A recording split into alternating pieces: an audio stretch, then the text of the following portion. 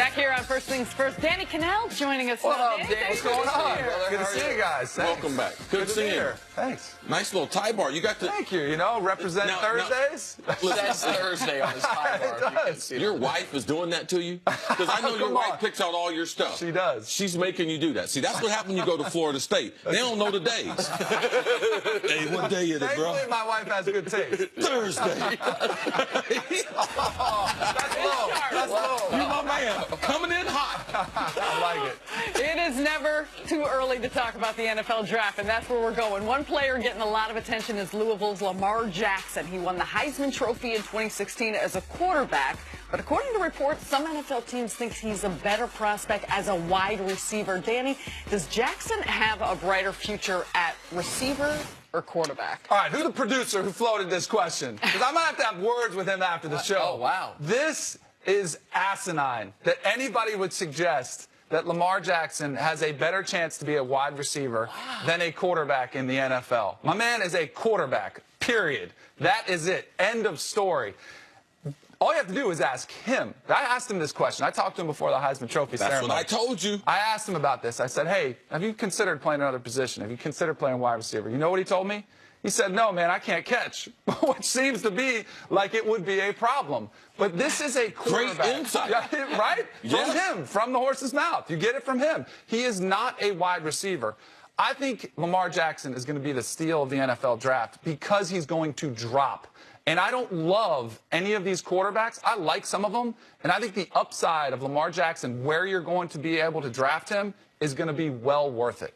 Danny, I'm worried about his throwing motion. I'm not going to get consumed with the completion percentage, but his overall throwing motion. He is not a pure thrower of the ball. He pushes the ball. So I wonder, just making those tight throws in those windows, those NFL windows, college, you're open like this. In the NFL, you need about that much room to be able to squeeze the ball in there, and trying to repeat that motion, I just don't see him being successful doing. I don't think he's a wide receiver because of what he said. I told Nick this a couple of days ago that I'm not up for moving a guy to a position when he thinks and he's dreamt about this is the position I'm going to play, because I don't believe he will buy into the things that you have to do fundamentally to be able to play the position. So, Chris, because we were talking about this before, and Chris had made the point that from a measurable standpoint, Chris understood why people would say this guy could be a good wide receiver. His change of direction speed, his height, yes, his weight, these are things that would translate. But if the guy didn't want to play it, the guy doesn't want to play it. Pro football is too hard to play anyway, let alone when you don't want to play the position that they're trying to make you play. Well, so here's the thing, Danny. I'm just curious. Why do you think people want him to play wide receiver? Well, I'll tell you why I think he's dropping in the draft. I mean, this is real talk, right? I think the reason he's dropped, and I don't think it has as much to do with race, is he struggles communicating. And it's a fact. He struggles communicating with interviews, when you talk to him, when you're in the press. And I think that scares off some general managers and some coaches in the NFL. And I think it's wrong, and I think it's the NFL wants their franchise quarterbacks to look and sound a certain way. And the reason I don't think it's about race as much is because E.J. Manuel was drafted 16th overall, and he didn't show you half as much on film or potential-wise as Lamar Jackson, but when you talk to him, he sounded like the CEO of your company. And he looks like the CEO. And he looks like the CEO of your company. So and that is something people make the mistake on quite often, which is sometimes people misconstrue intelligence and eloquence. There are very smart people who do not communicate great, and there are very dumb people who can speak the King's English. Like that.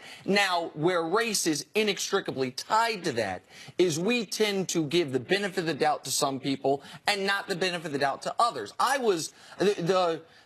I've been very upset. I have become more of a Lamar Jackson fan due to how he has been discussed amongst the supposed draft experts, because I feel so much of it is code. I listen to the preeminent draft expert. I'm not trying to throw shots, but it's the reality. Mel Kiper Jr., when he's asked about Josh Allen, the 6'5" prototypical white stand-in-the-pocket passer, when he's asked about his 54% completion percentage, his quote on the conference call was, "Stats are for losers." When he is then asked about why he has Lamar Jackson as a wide receiver, his quote is, 57% completion concerns me. Like, there is and we do see this. We don't ever, no one is suggesting, as Deontay, one of our producers, said before the show, Josh Allen maybe should be a tight end. You know what? I think he's got the size we only tend to say the guys who should change position is the black quarterback. Now, the eloquence thing is interesting because people do expect your quarterback to be able to communicate well, and that is important.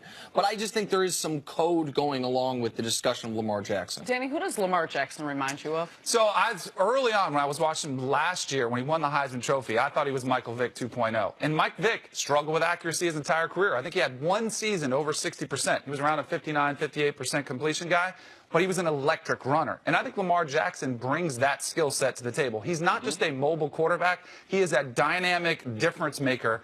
That's why I feel like if you get him with a coach that will utilize that skill set, I think you could have a tremendous amount of success with him. I think he's similar to RG3 as a runner, but with that style of play comes the risks of injury. And I think if you are a coach, you have to teach him, instill in him the ability to protect himself. Now, he hasn't been hurt. RG3 had a history at Baylor with injuries, tore his ACL a couple times. He had issues. Lamar Jackson does not. Like, I think he can withstand the beating that he would have to take playing 16 games.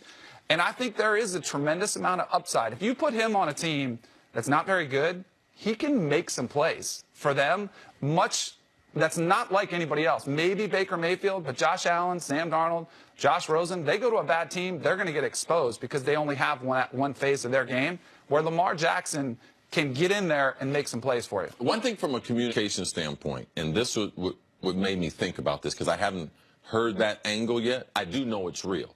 Because part of being an NFL quarterback, one thing is image. What does the guy look like? The other thing is what does he sound like to the public? But more importantly, what does he sound like to his teammates?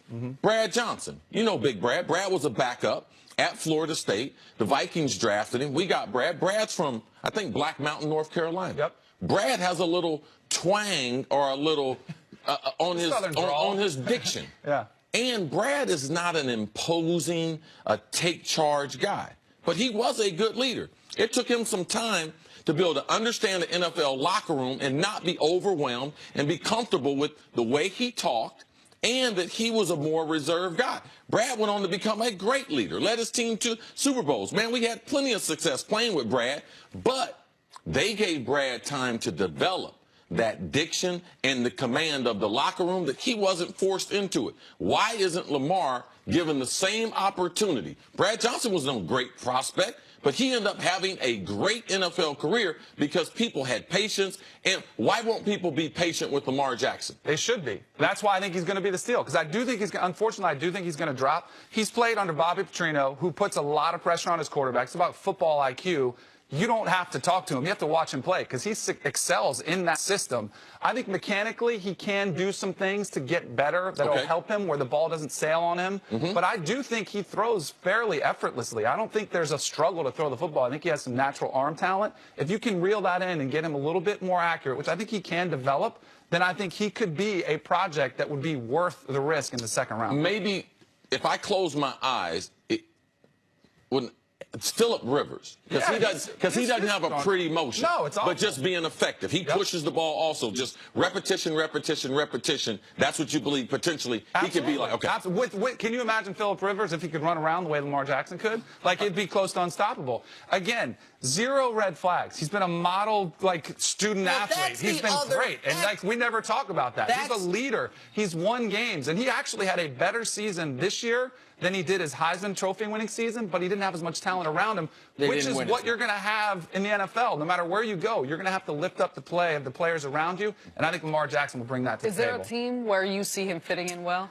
It depends on the system that he's given. It really does. In a tailor-made system for him. And I have to give that some thought. And listen, there is no, I know it seems like this, there is no rule that your backup quarterback can't be the mobile, dynamic athlete that typically is the black guy. Right. We got a lot of, you know what I feel we have, true or at least close to equality in the NFL? When there's a lot of bad black backup quarterbacks, because there's a ton of bad white backup quarterbacks. There's a ton of them. Like we don't have a lot of opportunities to see that, and because a lot of these guys get told change this position, go try that, and so I'm rooting for the guy. Sarah, I got two for you. I blanked on them. Kansas City or Philly. Run that Andy Reid style system where they're implementing more Be the college third guy schemes. in Philadelphia. Yeah, absolutely. He'd be great.